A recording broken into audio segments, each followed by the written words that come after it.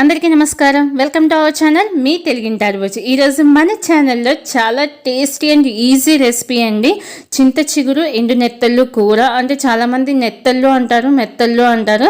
But ఎలా అన్నా కూడా ఈ కాంబినేషన్ మాత్రం ఎక్సలెంట్గా ఉంటుందండి. చింత చిగురు అవైలబుల్గా ఉన్నప్పుడు గోదావరి జిల్లాలో ఉండే వాళ్ళందరూ కూడా మ్యాక్సిమం చాలా ఇష్టంగా చేసుకునే రెసిపీ అండి.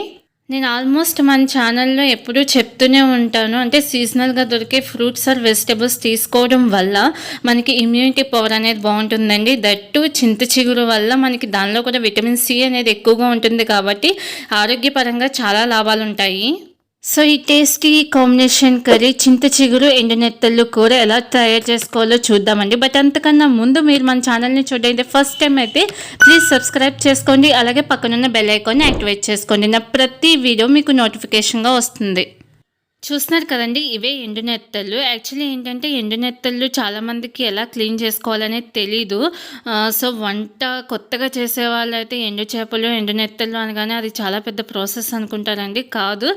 సో ఈ వీడియోలో నేను ఏంటంటే ఎండు నెత్తళ్ళు ఎలా క్లీన్ చేసుకోవాలనేది చూపిస్తున్నాను. అలాగే చింత చిగురును కూడా కొద్దిగా క్లీన్ చేయాలండి, అది కూడా ఎలా అనేది చూపిస్తున్నాను. సో ఫస్ట్ ఆఫ్ ఆల్ ఏంటంటే ఎండు నెత్తళ్ళు తల నెక్స్ట్ తోక దగ్గర పార్ట్ అనేది తీసేయాలండి. నెక్స్ట్ ఏంటంటే ఈ నెత్తళ్ళకి ఎక్కువ ఇసుక ఉంటుంది, అలాగే చేపల మీద పులుసు ఉంటుంది కదా, సో ఆ పులుసు కూడా ఉంటుంది.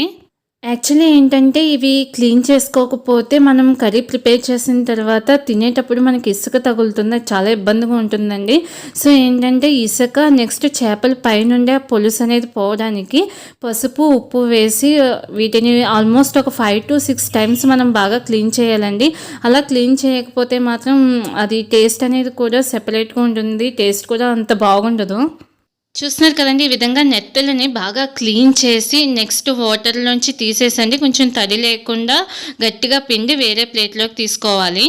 సో నెక్స్ట్ మై ఫేవరెట్ చింత చిగురు అండి. అంటే చింత చిగురు అవైలబుల్గా ఉన్న రోజులన్నీ కూడా ఏదో ఒక కర్రీ రూపంలో తీసుకోవడం అనేది నాకు చాలా ఇష్టం అండి. అండ్ చింత చిగురు కూడా విటమిన్ సి ఎక్కువగా ఉంటుందని చెప్పాను కదా, మనకి హెల్త్ పరంగా ఇమ్యూనిటీ పరంగా కూడా చాలా మంచిది. సో చింత చిగురు ఏ విధంగా క్లీన్ చేయాలనేది చూద్దామండి. సో ఫస్ట్ అయితే అంటే కొంచెం ఆ రెమ్మలు పెద్దగా ఉంటే మాత్రం ఆకుల్ని తీసేసుకోవాలి. నెక్స్ట్ చిగురులాగా ఉంటే వాటిని పక్కకు పెట్టుకోవచ్చండి. నెక్స్ట్ ఏంటంటే ఈ విధంగా చేసుకున్న వాటిని కొద్దిగా నలపాలండి, అంటే 2 చేతుల మధ్యలో పెట్టుకుని కొద్దిగా నలపాలన్నమాట. అది కూడా ఈ వీడియోలో నేను మీకు చూపిస్తున్నాను. అంటే చాలామంది ఈ విధంగా చేయకుండా చింత చిగురిని క్లీన్ చేసేసి వేస్తూ ఉంటారు. బట్ మేమైతే అలా కాదండి, మేమైతే ఈ విధంగా కొంచెం గట్టిగా నలిపి అది కొంచెం మెత్తగా పౌడర్లా చేసుకుని అప్పుడు కర్రీలో వేస్తాము. సో చూస్తున్నారు కదండి, ఈ విధంగా మనం చింత చిగురును కూడా క్లీన్ చేసుకుని నెక్స్ట్ ఈ విధంగా చేసుకుని పక్కకు పెట్టుకోవాలి. ఇది ఆల్మోస్ట్ కర్రీ లాస్ట్లోనే మనం వేస్తామండి, బట్ టేస్ట్ మాత్రం ఇంకా అసలు చెప్పక్కర్లేదండి, అంత టేస్టీగా ఉంటుంది. సో ఇప్పుడు ఏంటంటే కర్రీ ప్రిపరేషన్ ఎలా అనేది చూద్దామండి. ఈ చింత చిగురు ఎండు నెత్తళ్ళు కర్రీ తయారు చేయడానికి ఫస్ట్ అయితే అండి ఒక ప్యాన్ పెట్టుకుని నెక్స్ట్ ఇది ఆల్మోస్ట్ మీడియం ఫ్లేమ్లో పెట్టుకుని చేసుకోవడం కర్రీ అనేది బాగుంటుందండి. సో ఆయిల్ అయితే నేను ఒక 3 tablespoons వరకు యాడ్ చేశాను. ఫస్ట్ మనం నెత్తల్ని క్లీన్ చేసుకుని పక్కన పెట్టుకున్నాం కదండి, వీటిని ఆయిల్లో మనం ఫ్రై చేయాలి. ఇలా ఫ్రై చేయడం వల్ల ఏంటంటే ఆ నెత్తళ్ళ ఫ్లేవర్ అనేది ఆయిల్కి పడుతుంది, కర్రీ అనేది కూడా చాలా టేస్టీగా ఉంటుంది. ఆల్మోస్ట్ మనం ఈ కర్రీని మీడియం ఫ్లేమ్లో పెట్టుకుని చేసుకోవాలండి. మీడియం ఫ్లేమ్లో పెట్టుకుని ఈ నెత్తల్ని గోల్డెన్ బ్రౌన్ కలర్, అంటే కొంచెం మనకి కలర్ చేంజ్ అయినట్టు తెలుస్తుంది. సో ఈ కలర్ చేంజ్ అయినప్పుడు మనం వేరే ప్లేట్లోకి తీసుకుని పెట్టుకోవాలి. సో చూస్తున్నారు కదండి, ఆల్మోస్ట్ ఇది కలర్ అయితే చేంజ్ అయ్యాయి. సో ఇప్పుడు మనం వేరే ప్లేట్లోకి తీసుకోవాలి. యాక్చువల్లీ చాలామంది ఇలా ఫ్రై చేయకుండా వేస్తారు, బట్ అలా కన్నా కూడా ఇలా ట్రై చేయండి. ఏంటంటే ఆయిల్కి ఈ నెత్తల్లో ఉండే ఫ్లేవర్ అంతా పట్టి కర్రీ అనేది చాలా స్పెషల్ టేస్ట్ ఉంటుంది. ఇంకొకటి ఏంటంటే ఈ కర్రీలోకి మనం ఎట్లాంటి మసాలాలు కూడా యూజ్ చేయకుండానే అంత మంచి టేస్ట్ ఉంటుందండి. సో ఈ విధంగా నెత్తల్ని వేరే ప్లేట్లోకి తీసుకుని పెట్టుకోవాలండి. నెక్స్ట్ మనం అదే ఆయిల్లోనే కర్రీ అనేది ప్రిపేర్ చేస్తున్నాము.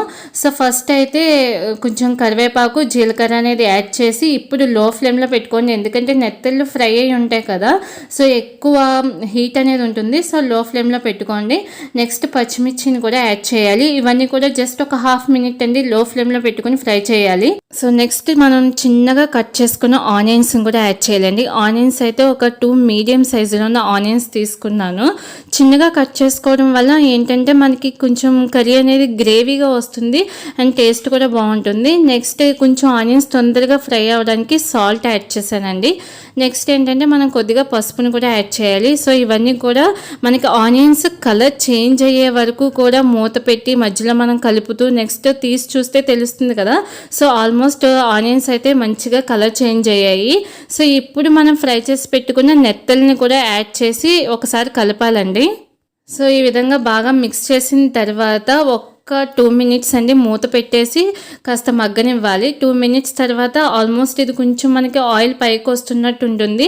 మ్యాక్సిమం ఇది లో ఫ్లేమ్లో కానీ మీడియం ఫ్లేమ్లో కానీ పెట్టుకుని చేయడానికి ట్రై చేయండి. సో ఒకసారి ఇలా మిక్స్ చేసిన తర్వాత మనం కారం కూడా యాడ్ చేయాలి. కారం అయితే కొంచెం నేనైతే ఒక 2 టేబుల్ స్పూన్స్ యాడ్ చేస్తున్నానండి. ఇన్ కేస్ మీరు ఎంత కారం వద్దు అనుకుంటే కొంచెం తగ్గించవచ్చు. అంటే మీ ఇంట్లో టేస్ట్ని బట్టి మీరు కారం ఉప్పు అనేది చూసుకుని యాడ్ చేయండి. సో ఈ విధంగా కారం కూడా యాడ్ చేసి ఒక 2 మినిట్స్ కాస్త మగ్గిన తర్వాత జస్ట్ అవి మునిగే వరకు మనం వాటర్ అయితే యాడ్ చేయాలండి. సో ఈ విధంగా వాటర్ యాడ్ చేసిన తర్వాత ఒకసారి కలిపి నెక్స్ట్ మనం మూత పెట్టేసి ఒక 5 మినిట్స్ మీడియం ఫ్లేమ్లో పెట్టి తర్వాత ఓపెన్ చేసి చూస్తే ఆల్మోస్ట్ కర్రీ అయితే రెడీ అయిపోతుంది. సో నేను ఫస్ట్ ఆనియన్స్ ఫ్రై అవుతున్నప్పుడు సాల్ట్ వేసాను కానీ మళ్ళీ వేయలేదు కదా. సో ఒకసారి సాల్ట్ అయితే చెక్ చేసుకోండి. నెక్స్ట్ ఫైనల్గా మనం చింతచిగురు బాగు చేసుకుని పక్కన పెట్టుకున్నాం కదా. సో ఆ చింతచిగురు పొడిని కూడా దీనిలోకి యాడ్ చేయాలండి. చింతచిగురు మనం ఏ టైంలో యాడ్ చేయాలంటే అండి ఆల్మోస్ట్ ఇంకా కర్రీలో వాటర్ అనేవి లేవు, మనకి ఆయిల్ పైకి వస్తుంది అనే టైంలో యాడ్ చేస్తే సరిపోతుంది. ఎందుకంటే ఇది కుక్ అవ్వడానికి ఎక్కువ టైం తీసుకోదు. నెక్స్ట్ మేము కొంచెం పొడిలా కూడా చేసాం కాబట్టి కుక్ అవ్వడానికి ఎక్కువ టైం తీసుకోదండి. యాక్చువల్లీ ఈ కర్రీ ప్రిపరేషన్కి కూడా ఎక్కువ టైం పట్టదు, చాలా తొందరగానే అయిపోతుందండి. టేస్ట్ మాత్రం ఎక్సలెంట్గా ఉంటుంది. సో చూస్తున్నారు కదా మనకి ఆయిల్ అనేది పైకి వస్తుంది అంటే ఆల్మోస్ట్ కర్రీ రెడీ అయిపోయినట్టే. సో ఫైనల్గా కొద్దిగా నేను మళ్ళీ కొద్దిగా కరివేపాకు అండ్ నెక్స్ట్ కొత్తిమీర అనేది వేశాను. సో ఇంకా ఫైనల్గా డిష్ అవుట్ చేసేసుకోవడమే అండి. కర్రీ అయితే మాత్రం చాలా టేస్టీగా ఉంటుంది. ఇన్ కేస్ ఇప్పుడు మీకు చింతచిగురు అవైలబుల్గా ఉంటే మాత్రం ఈ కర్రీని తప్పకుండా ఒకసారి ట్రై చేయండి. మీరు ట్రై చేసి ఎలా ఉందనేది నాకు కామెంట్ సెక్షన్లో తప్పకుండా చెప్పండి. అలాగే ఈ వీడియో మీకు నచ్చితే ప్లీజ్ లైక్ చేయండి, సబ్స్క్రైబ్ చేయండి, అలాగే మీ ఫ్రెండ్స్ అండ్ ఫ్యామిలీ మెంబర్స్కి షేర్ చేయండి.